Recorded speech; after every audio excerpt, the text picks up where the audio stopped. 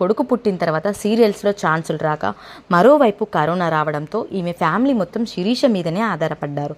దీంతో తన భర్త నవీన్ దగ్గర నుండి డబ్బులు తీసుకొని పుట్టింటికి పంపించేది.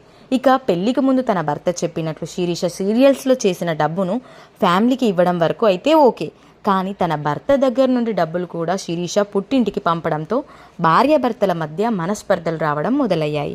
అలా 2 సంవత్సరాలు శిరీష తన పుట్టింటికి సహాయం చేయడంతో ఆ గొడవలు కాస్త ఎక్కువై శిరీష తన బాబును తన తల్లి దగ్గరనే వదిలేసి డబ్బు కోసం చంద్రముఖి సీరియల్లో సపోర్టింగ్ రోల్ చేయడం మొదలుపెట్టింది. శిరీషతో ఇకపై సీరియల్స్లో నటించవద్దని, తన బాబును చూసుకుంటూ ఇంటి వద్దనే ఉండమని నవీన్ చెప్పగా అందుకు శిరీష ఒప్పుకోలేదు. తను యాక్టింగ్ను ఆపివేయాలంటే తన పుట్టింటి వారికి సెటిల్ చేయాలని, తను లేకపోతే వారు ఆర్థికంగా సమస్యలు పడవలసి వస్తుందని అని చెప్పడంతో ఇదే విషయంపై వీరిద్దరికి పదే పదే గొడవలు జరుగుతూ వచ్చాయి.